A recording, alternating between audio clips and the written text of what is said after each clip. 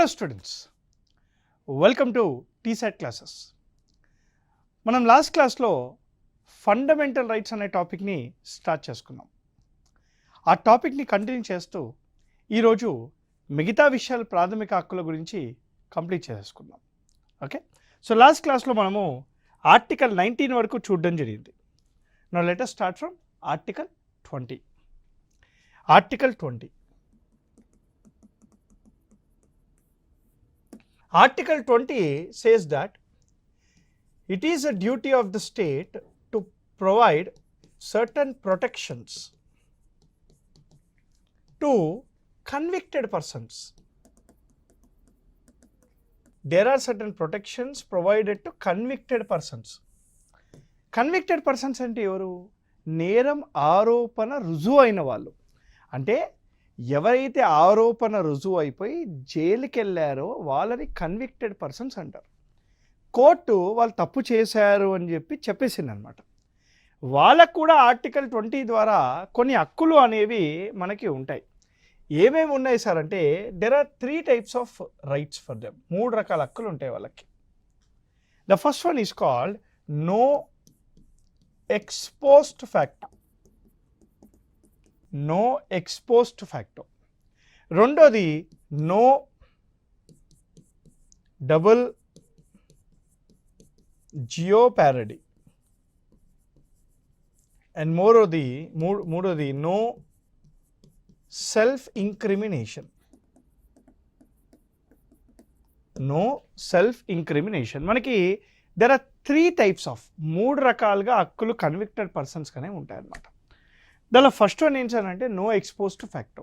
అంటే మీరు నేరం చేసినప్పుడు ఏ శిక్ష అయితే చట్టంలో రాసుందో ఆ శిక్షనే ఇవ్వాలి. చట్టంలో ఏవైనా మార్పులు వస్తే ఆ మార్పులు అనేవి మీకు సంబంధం లేదు. మీరు నేరం చేసినప్పుడు ఒక చట్టంలో ఉండే శిక్షే మీకు వెయ్యాలి అని అంటుంది no ex post facto. No double jeopardy. ఒక్క నేరానికి ఒకే శిక్ష, ఒక్క నేరానికి ఒకటి కంటే ఎక్కువ శిక్షలు వేయకూడదు అని అంటుంది మనకి no double jeopardy. No self incrimination. ఒక వ్యక్తి అక్యూజ్డ్ అంటే ఒక వ్యక్తి మీద ఆరోపణ ఉంటే ఆ వ్యక్తి యొక్క సాక్ష్యం అనేది కోర్టులో చెల్లదు అని అంటుంది ఆర్టికల్ 20 నో సెల్ఫ్ ఇంక్రిమినేషన్. అంటే ఆరోపణ ఉన్న వ్యక్తి యొక్క సాక్ష్యం అనేది కోర్టులో చెల్లదు. ఎందుకు? ఆ ఆరోపణ ఉన్న వ్యక్తికి ఒక ₹1 2 కోట్లు ఇచ్చి ఫేక్గా చెప్పమంటారు, లేదా వాళ్ళ ఇంట్లో వాళ్ళని కిడ్నాప్ చేసి నువ్వు నేరం ఒప్పుకోమని చెప్తారు. సో ఇలాంటివి అవుతాయి కాబట్టి ఎవరైతే ఆరోపణ ఉంటుందో ఆ వ్యక్తి ఇచ్చే సాక్ష్యం అనేది చెల్లదు అని అంటుంది మనకు ఆర్టికల్ 20 అని మనకి తెలుస్తుంది అనమాట. Will go to the next important article, that is article 21. చాలా important article sir. Article 21 of the Indian constitution.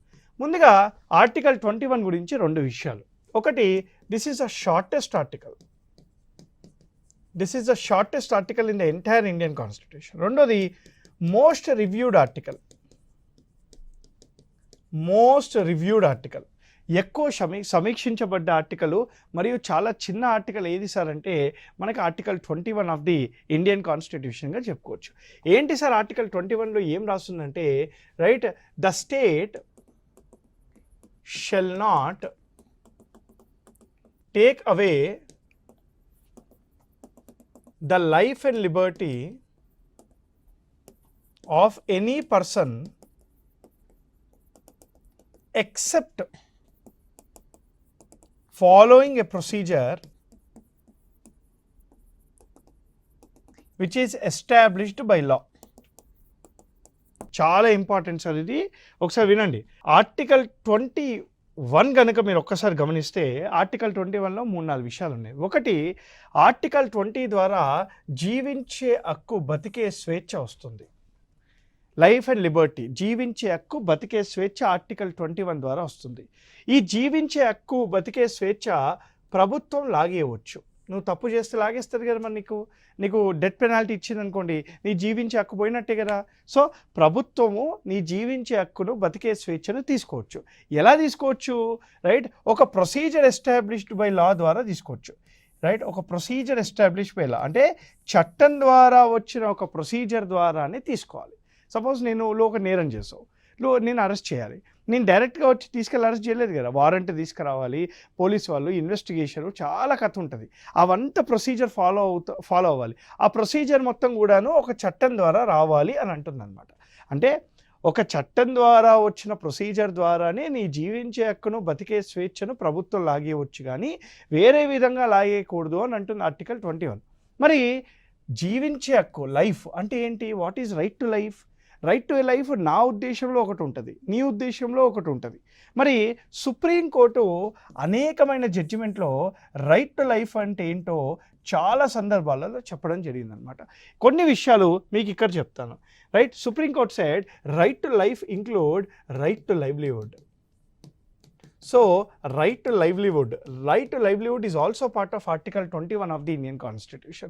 అదే విధంగా it also include right to privacy. Puttaswamy versus union of India కేసులో రైట్ టు ప్రైవసీని ప్రాథమిక హక్కుల యొక్క జాబితాలో చేర్చింది. అదేవిధంగా right to healthy environment,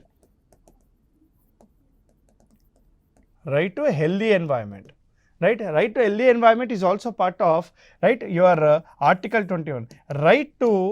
Right against public hanging, right against public hanging, right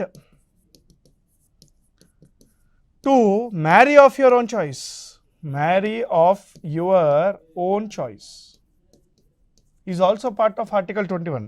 Right to sleep is also part of Article 21. Right, చాలా విషయాలు చెప్పింది ఆర్టికల్ 21లో. సుప్రీంకోర్టు అనేకమైన విషయాలని ఆర్టికల్ 21లో భాగంగా చేసింది అనమాట.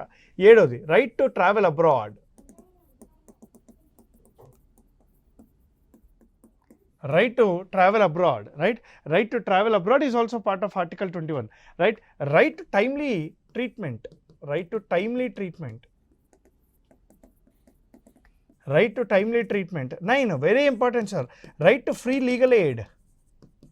Right to free legal aid అనేది ఆర్టికల్ 39A లో కూడా భాగమే, అదేవిధంగా ఆర్టికల్ 21లో కూడా భాగం అనమాట. So right to free legal aid is also part of your article 21 of the Indian constitution. మనకి 10th one right to information. Right to information is also part of your article 21, article 19 of the Indian constitution. So ఇలా అనేకమైన విషయాలు article 21లో భాగంగా చేసింది supreme court అనమాట. Let's go to the next article, article 22. Article 22. Article 22 talks about, right, the state shall provide certain protections to detained persons. Detained అంటే ఏంటి? Someone in custody. ఎవరినైనా arrest చేస్తే అతను డీటైన్డ్ పర్సన్ అని అంటారు. సపోజ్ పోలీసు వాళ్ళు వచ్చి అరెస్ట్ చేశారనుకోండి, దాన్ని డిటెన్షన్ అని అంటారు, డీటైన్డ్ పర్సన్స్ అని అంటారు. అయితే 2 రకాల డిటెన్షన్స్ ఉండే. There are 2 types of detentions. ఒకటి పునిటివ్ డిటెన్షన్, రెండోది preventive detention. The first one is punitive detention, రెండోది ప్రివెంటివ్ డిటెన్షన్. పునిటివ్ డిటెన్షన్ అంటే నేరం జరిగాక అరెస్ట్ చేస్తే, అంటే నువ్వు ఆల్రెడీ నేరం చేసావు, నువ్వు నేరం చేశాక నిన్ను వచ్చి అరెస్ట్ చేస్తే దాన్ని పునిటివ్ అరెస్ట్ అని అంటారు. సపోజ్ నేరం ఇంకా చేయలేదు నువ్వు, రైట్, నేరం చెయ్యకముందే నేరం చేస్తావేమో అని అరెస్ట్ చేస్తే దాన్ని ప్రివెంటివ్ డిటెన్షన్ అంటారు. టెర్రరిస్టులు కానీ బాంబ్ బ్లాస్ట్ జరిగే ముందు అరెస్ట్ చేస్తారు కదా, అట్లాంటివి అనమాట. సో ఈ ఇద్దరికి కూడా హక్కులు ఉంటాయి ఆర్టికల్ 21 ప్రకారంగా. ఆర్టికల్ 21 ప్రకారంగా వీళ్ళిద్దరికి ఏం హక్కులు ఉంటాయి అసలుకి? What are the rights provided under article 22 under, right, article 22 for both preventive and punitive detention. First one హక్కులు ఏంటి అంటే right to know, right to be informed. Right to be informed. What is the meaning of right to be informed? నీవు ఎందుకైతే arrest అవ్వబడ్డావో నీకు తెలుసుకునే హక్కు, అధికారం article 22 నీకు ఇస్తుంది. అదేవిధంగా right to consult, right to consult your attorney, right to consult attorney, right, నువ్వు అరెస్ట్ అయ్యాక అడ్వకేట్ని కన్సల్ట్ చేసే హక్కు, అధికారం ఆర్టికల్ 22 ఇస్తుంది.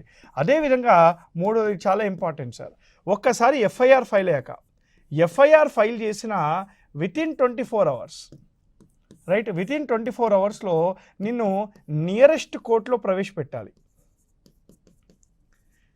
ఎఫ్ఐఆర్ ఫైల్ అయిన 24 గంటల్లో you should be placed with the nearest judge. You should be placed with the nearest judge, right? This is your article 22 of the Indian Constitution. Now manaki article 23 chuddam. Article 23 is expected. The state shall take steps in prohibition of the state shall take steps in prohibition of 1. Human trafficking, అంటే మనుషులని అమ్మడము కొనడము ఇలాంటి దాన్ని prohibit చేయాలి. 2 bonded labour. 3 jogini, devadasi, prostitution system. 4 manual scavenging. అంటే the state shall take steps in prohibition of human trafficking కానీ bonded labour. ఈ bonded లేబర్ని మనము ఫోర్స్ లేబర్, తెలంగాణలో దీన్ని వెట్టి అని అంటారు, వెట్టి చాకిరి అని అంటారు కదా, వెట్టి అనే భాషతో పిలుస్తారు. జిట్టా, రైట్, జిట్టా అని అంటారు, వెట్టి అని అంటారు, రైట్, జీతకాలు అంటారు కదా మా ఊర్లల్లో అంటూ ఉంటారు ఇట్లాంటి భాషలు. So what ever, human trafficking, bonded labour, forced labour, jogini, devadasi, prostitution, అదేవిధంగా మాన్యువల్ స్కావెంజింగ్ని ప్రభుత్వం ఆర్టికల్ 23 ప్రకారంగా ప్రొహిబిట్ చేయాలి అని అంటుందన్నమాట. Now coming to article 24. Article 24 talks about it is the duty of the state shall take steps. The state shall take steps in prohibition of child labor. So child labor ni prohibit cheyali అని అంటుంది article 24. Who is a child labor? A person who is less than 14 years of age is considered as child labor in India. ఈ చట్టం అమల్లోకి రావడానికి child labour, right, protection and prohibition act, ఈ చట్టాన్ని 1986లో తీసుకొని వచ్చింది ప్రభుత్వము.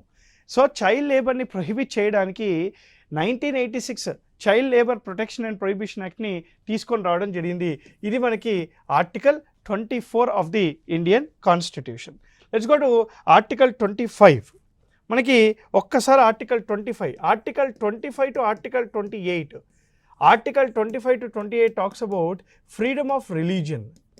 మత స్వేచ్ఛల గురించి ఈ ఆర్టికల్ అనే మాట్లాడతాయి అన్నమాట. ఒక్కొక్క ఆర్టికల్ జాగ్రత్తగా వినండి. 25 ఈజ్ మోస్ట్ ఇంపార్టెంట్. మనకి ఆర్టికల్ 25 ఏం సార్? ఆర్టికల్ 25 ఏముంటుంది? Right, freedom of conscience and free profession, practice,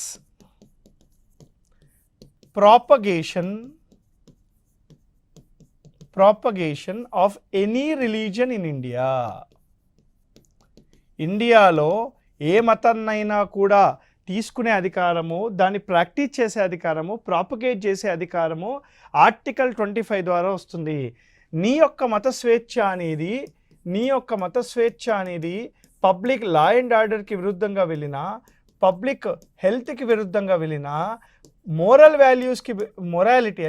values in the సొసైటీకి విరుద్ధంగా వెళ్ళినా the state will take an action against you, right? So నీ యొక్క మత స్వేచ్ఛ అనేది ప్రభుత్వానికి, అంటే ప్రజలకు, మన సొసైటీలో లా అండ్ ఆర్డర్ డిస్టర్బ్ చేసినా, హెల్త్కి డిస్టర్బ్ చేసినా, మోరల్ వాల్యూస్ డిస్టర్బ్ చేసినా the state will take an action against you.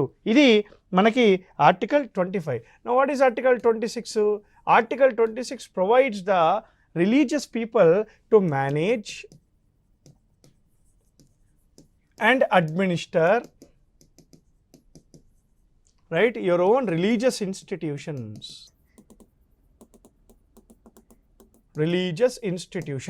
మత సంస్థలని మేనేజ్ చేసి, రైట్, దాన్ని అడ్మినిస్టర్ చేసే హక్కు, అధికారము మనకు ఆర్టికల్ 26 ద్వారా వస్తుంది. Article 27 it says the state cannot collect or levy a tax on the name of the religion. మతము పేరు పైన పన్నులు వసూలు చేయకూడదు. మతము పేరు పైన పన్నులు వసూలు చేయకూడదు. Article 28 says no religious instructions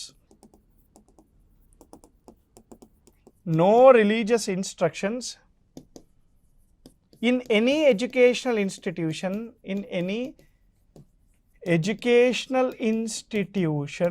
funded by the state.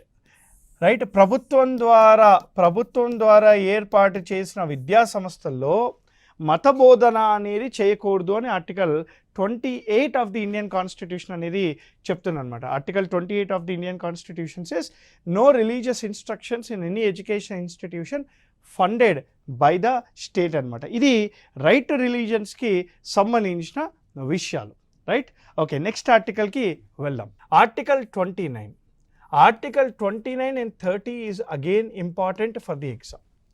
Now, what is Article 29 of the Indian Constitution? Article 29 says, right, those sections of people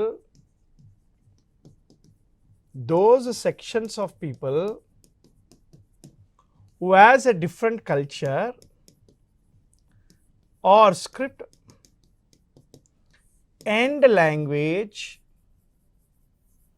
has all the rights to preserve their culture. భారతదేశంలో ఎవరైనా section group of పీపుల్కి వాళ్ళకి ఒక భాష ఉన్నా, వాళ్ళ culture లేదా వాళ్ళకి గ్రంథాలున్నా దాన్ని కాపాడుకునే హక్కు అధికారము ఆర్టికల్ 29 ద్వారా వస్తుంది. ఎవరైతే కల్చర్ని మరియు స్క్రిప్ట్ని కాపాడతారో వీళ్ళని రిలీజియస్ మైనారిటీస్ అని అంటారు. ఇండియాలో వీళ్ళని రిలీజియస్ మైనారిటీస్ అని అంటారు. మరి ఎవరైతే భాషని కాపాడతారో వీళ్ళని లింగ్విస్టిక్ మైనారిటీస్ అని అంటారు. వీళ్ళని ఏమంటారు? లింగ్విస్టిక్ మైనారిటీస్ అని అంటారు. Now these people are called linguistic minorities and these people are called religious minorities అని అంటారు. ఇండియాలో ప్రస్తుతానికి ఎన్ని మంది రిలీజియస్ మైనారిటీస్ ఉన్నారు అని అంటే, right, the parliament, the central government has made 6 religious minorities in India. 6 religious minorities in India. ఎవరు సార్ అంటే వాళ్ళు మన ముస్లిమ్స్ కానివ్వండి, క్రిస్టియన్లు కానివ్వండి, సిక్కులు కానివ్వండి, పార్సీలు కానివ్వండి, లేదా Parsi Muslims, Christians, Sikh, Parsi, Buddhist కానివ్వండి, జైన్స్. ఈ 6 మతాలను మైనారిటీస్గా గుర్తించింది. ముస్లిమ్స్ మరియు క్రిస్టియన్స్, సిక్కులని, పార్సీలని మరియు బుద్ధిస్టులని 1992లో మైనారిటీ జాబితాలో చేర్చింది. జైనులను 2014లో మైనారిటీ జాబితాలో చేర్చడం జరిగింది. మరి ఎవరైతే మతపరంగా మైనారిటీస్ ఉన్నారో వీళ్ళని ప్రొటెక్ట్ చేయడానికి, వీళ్ళని కాపాడడానికి మనకి 1992లో రైట్ ఒక చట్టం ద్వారా నేషనల్ కమిషన్ ఫర్ మైనారిటీని స్థాపించింది. So national commission for minority అనే ఒక సంస్థ మనకి ఈ యొక్క రిలీజియన్ మైనారిటీస్ ఎవరైతే ఉన్నారో వీళ్ళని కాపాడుతూ ఉంటుందన్నమాట.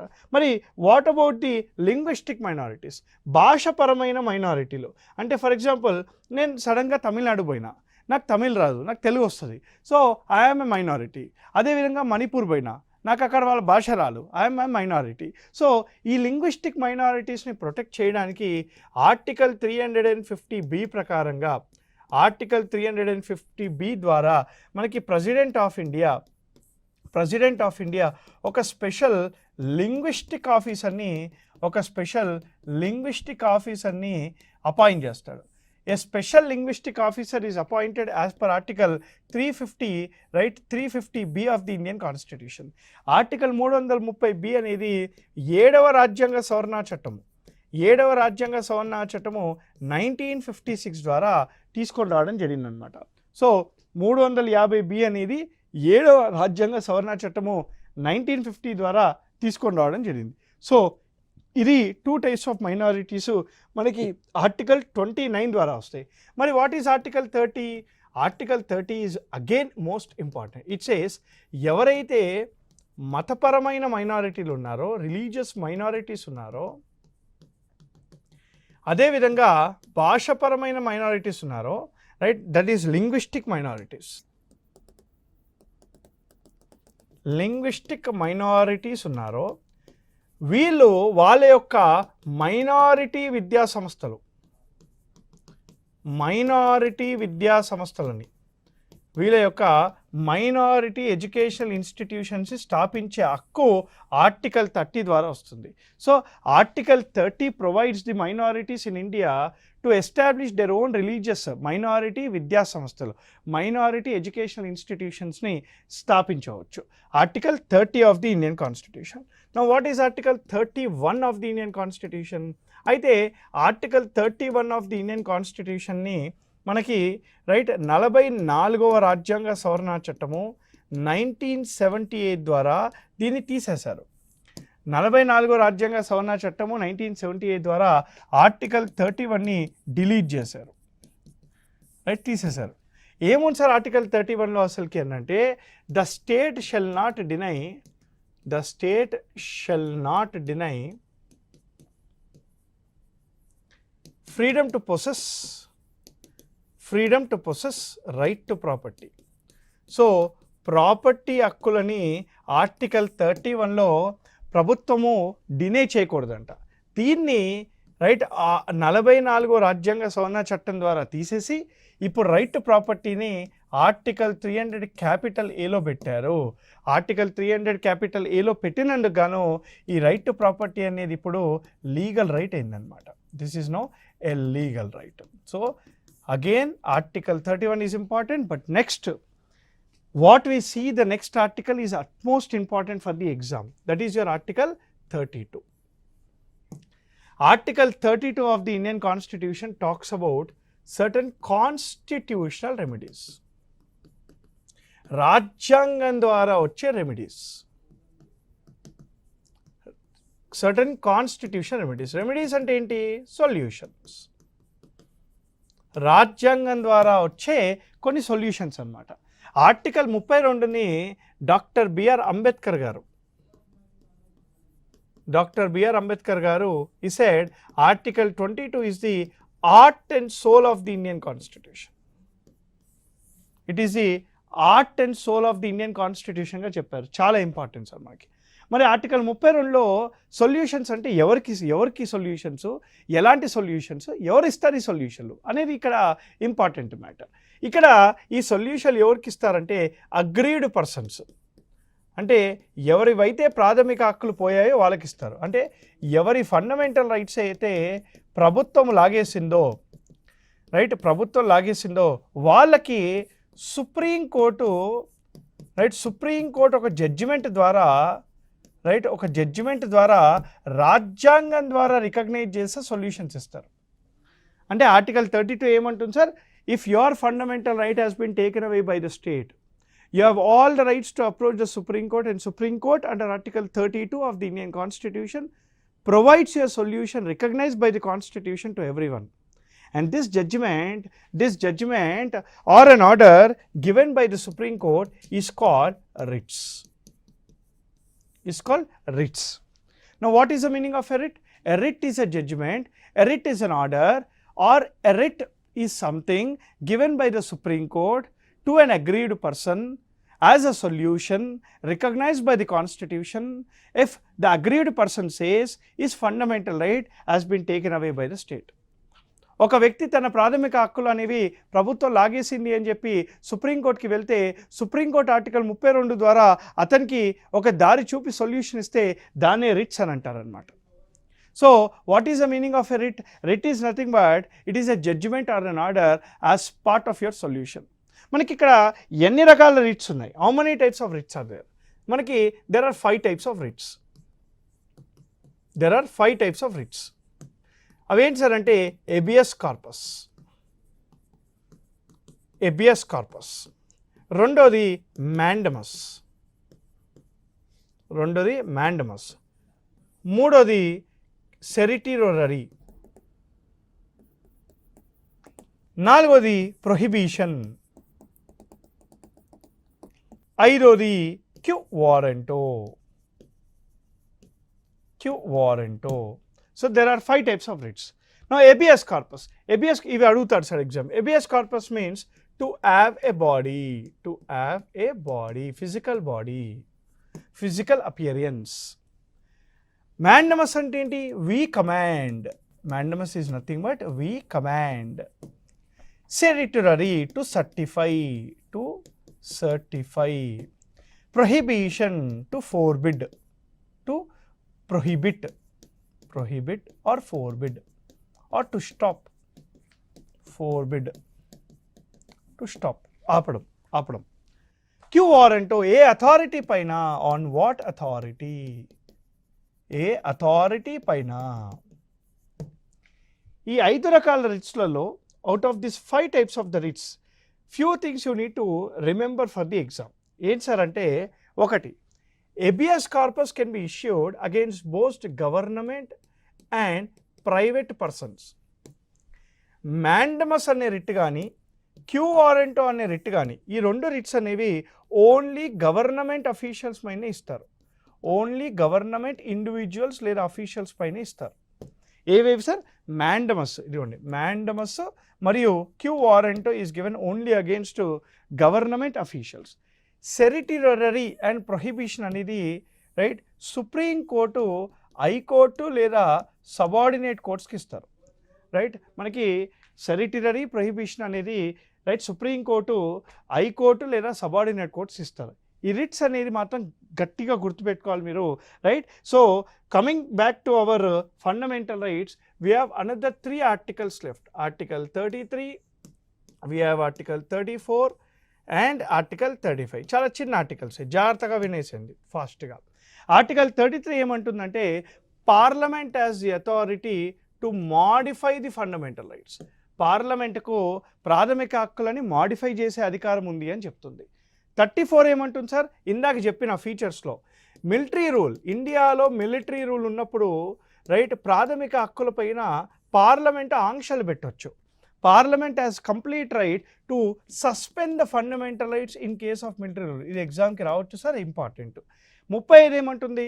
పార్లమెంటు ప్రాథమిక హక్కులని అమలు పరచడానికి చట్టాలని తయారు చేయొచ్చంట. సో ఫండమెంటల్ రైట్స్ని అమలు పరచడానికి పార్లమెంటు లెజిస్లేషన్స్, చట్టాలను తయారు చేయొచ్చు అంటుంది. మిలిటరీ రూల్ ఉన్నప్పుడు ఫండమెంటల్ రైట్స్ సస్పెండ్ చేయొచ్చంట. రైటే పోలీస్ వాళ్ళు లేదా ఆర్మీ, పారామిలిటరీ వీళ్ళ యొక్క పనితీరు కరెక్ట్గా ఉండడానికి పార్లమెంటు ఫండమెంటల్ రైట్స్ మాడిఫై చేయొచ్చు అని అంటుంది. ఇది మనకి ఫండమెంటల్ రైట్స్ యొక్క టాపిక్ అనమాట. సో ఎవరైతే దీని ముందు పార్ట్ చూడలేదో అది కూడా చూసేసి చూడండి, ఈజీగా ఉంటుంది. సో ఇది ఫండమెంటల్ రైట్స్. ఇంకో టాపిక్తో మీ ముందుకు వస్తాను. Till then happy learning. Thank you very much. Jai Hind.